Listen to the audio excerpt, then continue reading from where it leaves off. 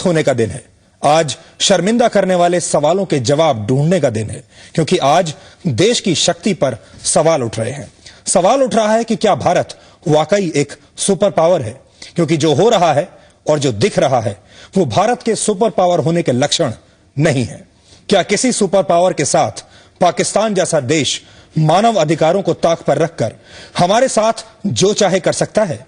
मुंबई के underworld don को रहने के लिए एक हवेली दे सकता है?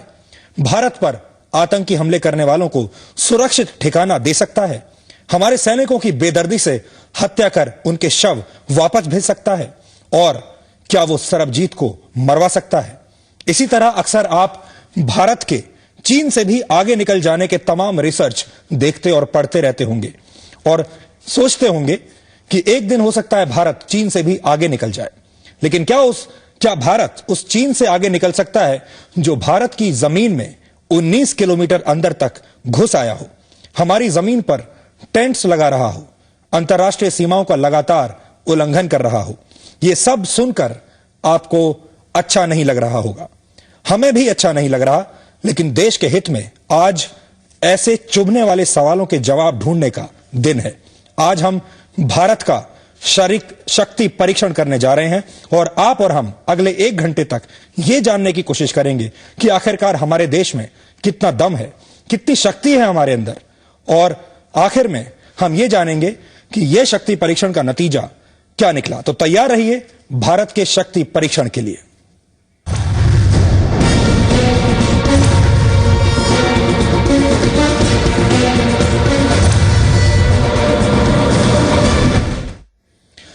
भारत का शक्ति परीक्षण हम शुरू करें उससे पहले आपको ताजा तस्वीरें दिखाते हैं हम अमृतसर से। ये अमृतसर हवाई अड्डे की तस्वीरें हैं जहां पर सरबजीत का शव अभी अभी पहुंचा है। एक विशेष विमान सरबजीत के शव के साथ अमृतसर के हवाई अड्डे पर पहुंचा है। ये सीधी तस्वीरें आप देख रहे हैं अमृतसर के हवाई अड्डे से। भाई साहब शूट करूं कि फोन सुनूं यार, कैसे करूं मैं, ये बताओ। हेलो, ये वही विमान है जिसमें सरबजीत का शव लाया जा रहा है यार, मैं शूट कर रहा हूं सर, और सरबजीत का जो शव यहां आ रहा है, सरबजीत के साथ जो कुछ पाकिस्तान में हुआ उसे भारत की हार माना जा रहा है। कहा यह जा रहा है कि भारत सरबजीत को बचा नहीं सका, हमारी सरकार सरबजीत को बचा नहीं सकी। तो भारत का शक्ति परीक्षण शुरू करने से पहले हम आपको बता दें कि जी न्यूज ने आज देश से यह सवाल पूछा था कि पाकिस्तान और चीन के साथ हाल ही के हमारे तजुर्बे के बाद क्या आपको लगता है कि आप एक शक्तिशाली देश के नागरिक हैं? इस ओपिनियन पोल पर हमारे हजारों दर्शकों ने हमें एसएमएस भेजे हैं और आपसे इस बातचीत के दौरान भी लगातार हमें पूरे देश से हमारे दर्शकों की प्रतिक्रियाएं मिल रही हैं, जो हम साथ साथ आपको दिखाते जा रहे हैं। 91% लोगों का कहना है कि भारत एक शक्तिशाली देश नहीं लगता उन्हें, जबकि 9% लोग मानते हैं कि भारत वाकई एक शक्तिशाली देश है। और आप भी इस सबसे बड़े ओपिनियन पोल का हिस्सा बन सकते हैं। जब मैं आपसे बात कर रहा हूं, आप हमें एसएमएस भेज सकते हैं। एसएमएस भेजने का तरीका आप लगातार स्क्रीन पर देख पाएंगे। और अगर आप इस बारे में अपनी राय रखते हैं, अगर आप बताना चाहते हैं कि क्या आपको वाकई ऐसा महसूस होता है कि आप एक शक्तिशाली देश में रहते हैं, आप एक शक्तिशाली देश के नागरिक हैं, तो आप हमें एसएमएस कर सकते हैं। हजारों दर्शकों ने हमें एसएमएस अभी तक भेजे हैं और वो ओपिनियन पोल इस वक्त आपके स्क्रीन पर है। अब बात करते हैं भारत के शक्ति परीक्षण की।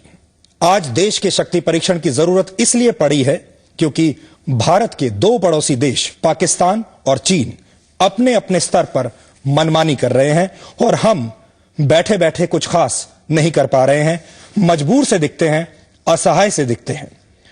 पहले बात करते हैं पाकिस्तान की। पाकिस्तान के लाहौर की जेल में बंद भारतीय कैदी सरबजीत पर अचानक हमला हो जाता है और वो कोमा में चले जाते हैं। फिर एक रात अचानक सरबजीत की मौत की खबर आती है। भारतीय उच्चायोग के अधिकारियों को सरबजीत से न मिलने देना, किसी तरह की मेडिकल रिपोर्ट न आना और सरबजीत को इलाज के लिए पाकिस्तान से बाहर भेजने से साफ इनकार कर देना, ऐसे कई पहलू हैं जिससे इस मामले के एक सोची समझी साजिश होने का शक होता है। कूटनीतिक तौर पर यह भारत के लिए एक बड़ा झटका है। इस मामले में पाकिस्तान ने भारत की एक बात भी नहीं मानी और हमारी सरकार सरबजीत को बचा नहीं पाई। हम दिल्ली में बैठे बैठे सरबजीत को मरता हुआ देखते रहे, लेकिन कुछ कर नहीं सके।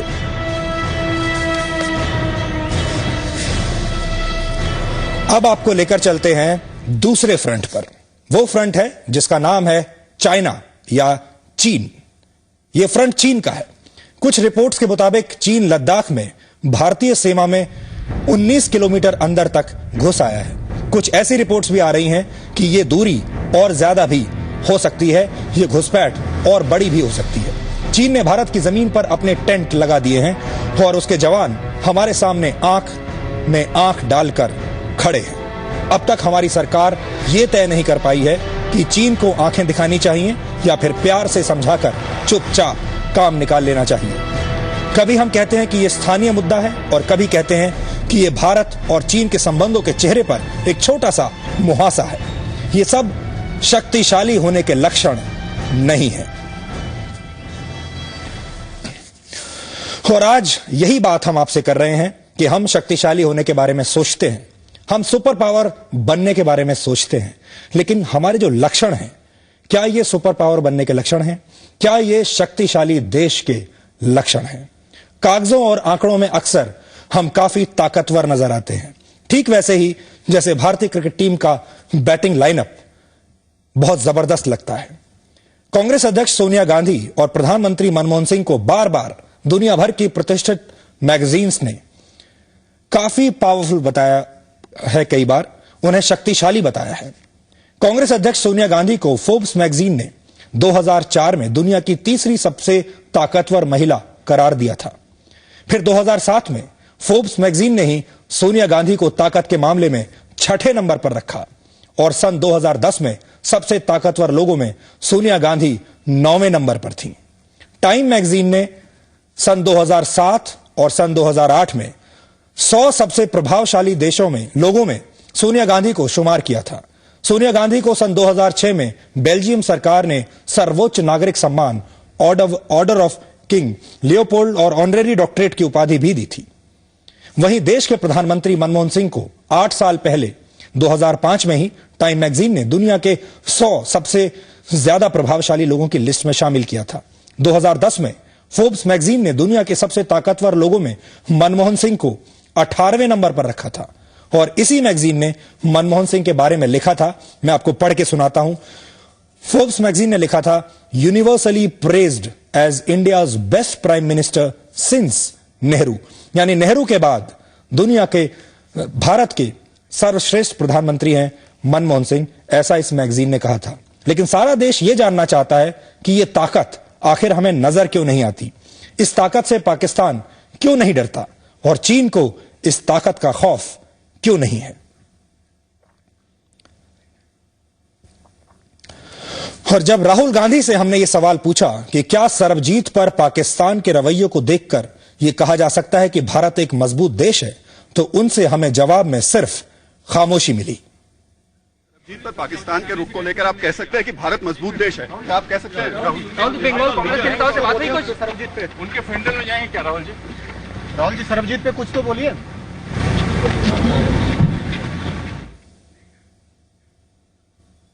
क्या हम शक्तिशाली देश हैं? क्या हम सुपर पावर हैं या आगे चलकर बन सकते हैं? क्या हमारे लक्षण ऐसे हैं? इस पर ज्यादातर हम चुप्पी साध लेते हैं। हमारी सरकार भी चुप रहती है और हम भी चुप रहते हैं। इसी पर बात करने के लिए हमारे साथ हैं भारतीय वायुसेना की पश्चिमी कमान के पूर्व प्रमुख एयर मार्शल ए.के. सिंह, जो भारत के इस शक्ति परीक्षण में आज हमारी मदद करेंगे। एयर मार्शल सिंह, आपका बहुत बहुत स्वागत है। Thank you. Air marshal Singh, पहला सवाल जो सारा देश भी जानना चाहता है, हम अक्सर सुपर पावर बनने के सपने देखते हैं, हम कहते हैं कि हम बहुत बड़ी ताकत हैं, विश्व भी मानता है कि भारत के अंदर बहुत ताकत है, बहुत शक्ति है, लेकिन यह शक्ति जब इस तरह के मामले होते हैं, जैसे चीन का मामला अभी हमने देखा या सरबजीत का जो मामला हमने देखा, यह शक्ति हमें उस वक्त नजर नहीं आती। हम इतने असहाय क्यों दिखते हैं? आपका कहना बिल्कुल ठीक है। ये आज की कहानी नहीं है। सन 62 की लड़ाई में हवाई जहाज लोड करके तैयार थे, लेकिन हुक्म नहीं दिया गया कि आप चाइना से लड़ें।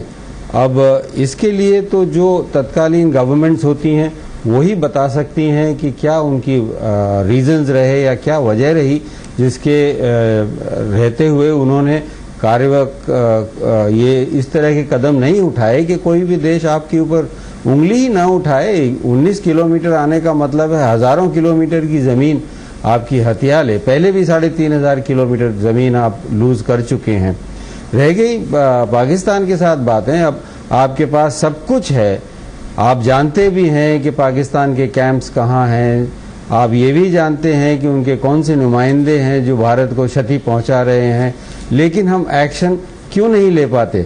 सियासत कहिए या डिप्लोमेटिक फेलियर कहिए या गवर्नमेंट की ऐसी कौन सी मजबूरियां हैं जिनके रहते रहते हम एक शक्तिशाली देश होते हुए भी इकोनॉमिक फ्रंट पे हम शक्तिशाली हैं, मिलिट्री फ्रंट पे हम शक्तिशाली हैं, हमारी सेना इतनी बढ़िया तरह से ट्रेंड है कि दुनिया उसका लोहा मानती है, लेकिन जब डिसीजन का समय आता है, डिसीजन लेने का कि क्या हम चाइना का मुकाबला नहीं कर सकते, तो एक मिलिट्री मैन होने के नाते तो मैं यही कहूंगा कि बड़ी शर्मनाक सी बात लगती है कि मरी तो जाएंगे हम और उससे आगे क्या होगा।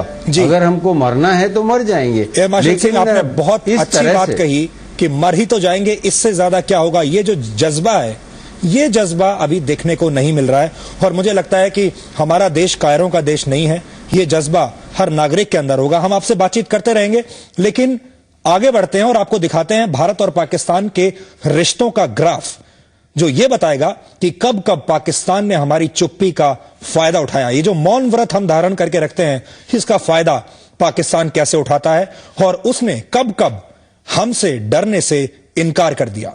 देखिए, सबसे पहले हम बात करते हैं 1999 में कारगिल युद्ध के दौरान कैप्टन सौरभ कालिया और उनके साथ के 5 जवानों को ड्यूटी के दौरान भारतीय सीमा में पकड़ा गया और 21 दिन बाद उनके शव भारतीय सेना के हाथ में थमा दिए गए। कारगिल एक बड़ा उदाहरण हो सकता है अपने आप में।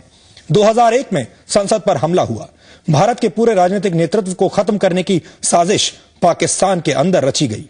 2008 में मुंबई पर आतंकवादी हमला हुआ, साजिश फिर से पाकिस्तान में रची गई। मास्टरमाइंड अब भी पाकिस्तान में है। कश्मीर में पिछले 1 दशक से लगातार आतंकवाद जारी है और पिछले 3 साल में एलओसी पर भारत के कम से कम 8 जवानों के सर कलम करने की घटनाएं हुई हैं, जिनमें आपको याद होगा हेमराज और सुधाकर भी शामिल थे, जो अभी हाल ही की घटना है। लेकिन भारत सिर्फ हेमराज और सुधाकर के मामले में पाकिस्तान का विरोध जमकर कर पाया और अब सरबजीत का मामला सामने आया है। अब देखते हैं दूसरा फ्रंट। चीन ने किस तरह भारत की चुप्पी का फायदा उठाया है। चीन के सामने भारत हमेशा दबाव में रहा है। फिलहाल स्थिति यह है कि चीनी सैनिकों को भारतीय जमीन पर अपना टेंट लगाकर बैठे हुए 3 हफ्ते हो चुके हैं और भारत यानी हम सिवाय एक बैनर दिखाने के कुछ नहीं कर पाए। इतिहास पर अगर नजर डालें तो 1986 में अरुणाचल प्रदेश में चीन ने घुसपैठ की थी, अपनी चौकियां बनाई थी। भारत ने जवाबी कार्रवाई की, तैयारी तो की थी, लेकिन कार्रवाई नहीं हुई। 2010 में चीन भारतीय सेना के उत्तरी कमांड के सेना commander lieutenant general B S को वीजा देने तक से चीन ने इनकार कर दिया था। इसी के कुछ दिन बाद अरुणाचल प्रदेश के एक सैनिक अफसर को यह कहते हुए वीजा देने से मना किया गया कि अरुणाचल चीन का हिस्सा है, तो फिर वीजा की क्या जरूरत। और 2011 में भारतीय नौसेना के जहाज को दक्षिणी चीन सागर में रोका गया और भारत को अंतर्राष्ट्रीय मंच पर खुलेआम धमकी दी गई थी। अब हम चलते हैं एक बार फिर से सिंह साहब के पास। आपसे सर हमारी बात हो रही थी कि आखिरकार हमारा ये जो मौन व्रत है, हमने अभी अपने दर्शकों को बताया कि जो ग्राफ है चीन के साथ और हमारा ग्राफ पाकिस्तान के साथ, अक्सर ऐसी घटनाएं होती रहती हैं। क्या आपको ऐसा लगता है कि ये जो दोनों देश हैं ये भारत को गंभीरता से नहीं ले रहे हैं, क्योंकि अभी तक हमारी जो डिप्लोमेसी रही है, अभी तक हमारे जो कूटनीतिक संबंध रहे हैं और जो फैसले रहे हैं, उसने हमारा जो वजन है उसको कम किया है? नहीं, आपका कहना बिल्कुल वाजिब है। अब देखिए, छोटे छोटे देश हैं, वियतनाम है, जापान है, जापान और वियतनाम दोनों ने चीन को हाथ दिखा दिए और चीन जो था कुछ नहीं कर पाया उनके खिलाफ, जबकि इतने छोटे देश हैं कि अगर चीन में हिम्मत होती तो वो दोनों को मसल सकता था। वही साउथ चाइना सी की बात बता रहे हैं जहां की आप अभी कह रहे हैं और जहां भारत की शिप को रोका गया था। लिहाजा आपका कहना बिल्कुल वाजिब है। अब क्या वजह है, इस वजह के लिए मेरे हिसाब से तो देश को आंसर चाहिए और देश को आंसर देने वाली तत्कालीन गवर्नमेंट ही हो सकती है जो बताएगी कि हम क्यों नहीं एक्शन ले पा रहे हैं और हम क्यों अपने देश को इस तरह से नीचा दिखाने के लिए तात्पर्य हैं। दूसरी बात रह गई कि जैसे आपने बताया कि चीन का, मैंने आपको सन 62 की लड़ाई का जिक्र किया था, हमको मुंह की खानी पड़ी, जबकि हमारा जज्बा इतना ज्यादा था कि हम तैयार थे आगे लड़ने के लिए और लड़ाकू विमान भी लैस थे वेपन से, पर उनको नहीं जाने दिया कि एस्केलेशन हो जाएगा। अब ये तो सुनी सुनाई बातें हैं क्योंकि उस हिस्ट्री के बारे में आज तक उसको गवर्नमेंट ने नहीं बताया कि क्यों वो डिसीजन लिया गया था। रह गई बात एक स्ट्रांग नेशन की, उस दोनों ही पहलू हैं। सन 47 में हमने पाकिस्तान के रजाकारों को खदेड़ा, उनकी रेगुलर आर्मी को भगाया। सन 65 में हमने किया। सन 71 में हमने आगे बढ़ के और पाकिस्तान के 2 टुकड़े कर दिए। सन 87 में पाकिस्तान के सामने आंखें दिखाई गई थी, पाकिस्तान को विड्रॉ करना पड़ा और 99 की लड़ाई तो अब सबके सामने दिख रही है कि 99 में पाकिस्तान को मुंह की खानी पड़ी। तो लिहाजा हमें घबराने की जरूरत नहीं है, लेकिन फिर भी हम किसी न किसी वजह से और पाकिस्तान को अपने ऊपर चढ़ने देते हैं और जैसा वो चाहे करता है। अभी जो आपने सर्वजीत का किस्सा बताया, हम ये बात अपने दर्शकों से भी आज दिन भर पूछ रहे हैं और अब वक्त आ गया है कि हम अपने आप से सवाल भी पूछें और हम खुद जागें। हमने अपने दर्शकों से आज दिन भर पूछा कि क्या उन्हें लगता है कि वाकई भारत एक शक्तिशाली देश है, और आप देखिए आपके स्क्रीन पर 44,100 दर्शकों ने अभी तक रिएक्ट किया है हमारे सवाल पर।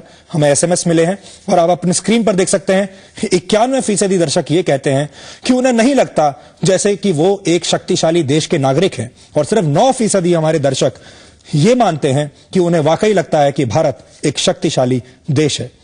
आज दिन भर जी न्यूज की यह कोशिश थी कि हम अपने दर्शकों तक, भारत के नागरिकों तक पहुंचें और ये चुभने वाले सवाल उनसे करें। हम कुछ लोगों से मिले और उन लोगों की क्या राय थी अलग अलग शहरों में, वो भी हम आपको बताते हैं। अभी जो 2 सैनिकों की गला काट के हत्या कर दी गई थी, अब उसके बाद भी देखा जाए तो कोई एक्शन नहीं लिया गया, कोई भी जवाबी कार्रवाई नहीं हुई, जबकि कहते रहे सारे मिनिस्टर, पूरी सरकार कहती रही कि कोई ना कोई एक्शन जरूर लेंगे, लेकिन कभी भी कोई एक्शन नहीं लिया गया।